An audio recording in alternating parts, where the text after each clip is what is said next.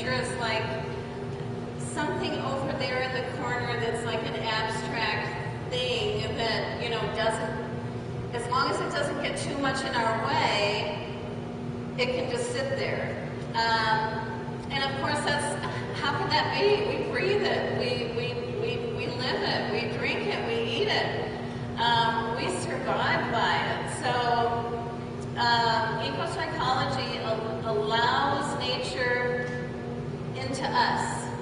And when we talk about sustainability in terms of eco-psychology, we're talking about healing nature to heal ourselves, and vice versa. And that nature is we have a relationship with nature. So that sustainability also really at core is survivability. Man's evolution over time and how we've, over millennia, over the many years, have decided to take dominion over the earth. And that's how civilizations were born. And I guess somewhere in there, thinking that nature was so much bigger than us and beyond us, we didn't think that we could actually affect it as much as we are. But part of taking that leadership role and taking control is we have to take responsibility. So I think that's part of our evolution as well, is to have that realization. And I think that's sort of where we are. And it's an exciting time because it's a self-awareness that we've never had before. And it's an opportunity for us to transform that self-awareness into really positive things. And I feel like we're in a renaissance spiritually on some level, and I think that blends into business, and there's a lot of humanitarian possibility, I think, and business can help. So that's and business is really just, I think, an example of man's dominion over the planet.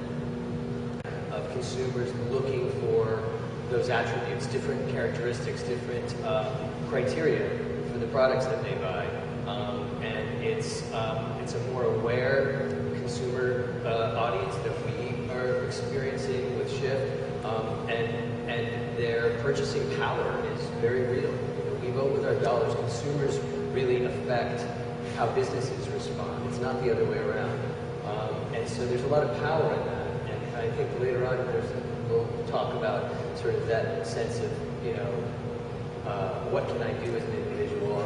You sometimes feel powerless. You sometimes feel, and I think it was a lot of the impetus for both Adrian and I when we started our work together a few years ago was born out of that sense of what can an individual possibly do? If you're not a scientist, if you're not an innovator, if you're not, you know, even running a business like Ford that can implement sustainable systems, what can you do in your everyday lives? And I think we're seeing that sea change happen through business and from the consumer side. Unfortunately, not from the public sector so much, in the private sector quite a bit. And there was an Edelman Group study that came out a couple of years ago that 75% of U.S. consumers would prefer to buy green if given the option. That's remarkable. It's out there. I think that psychology is changing. And what we try to do at Shift is sort of nudge that idea in a gentle way, a creative way, but we also reflect the fact that that's what's going on in the culture. It's not just putting it out there, it's also showing that this is going on, and all of these products are being made. There's an burgeoning marketplace of sustainable products. Incredible connectivity as a consequence of technology, social networks, etc. And yet we're all in some ways more disconnected, you know, than we've been before. And so we believe, I think, that when you do the right thing, when you act responsibly on behalf of the planet, your children, whatever that thing is that matters to you, and when you do that, and it's shown to be sort of a selfless act that's in the name of the greater good, that it binds you to people, it creates a trust, it creates a connectivity, and people are more likely than to sort of trust you back. So I think there's, you know, we don't do anything in the world, you know, because I want to be St. Tim or John wants to be St. John.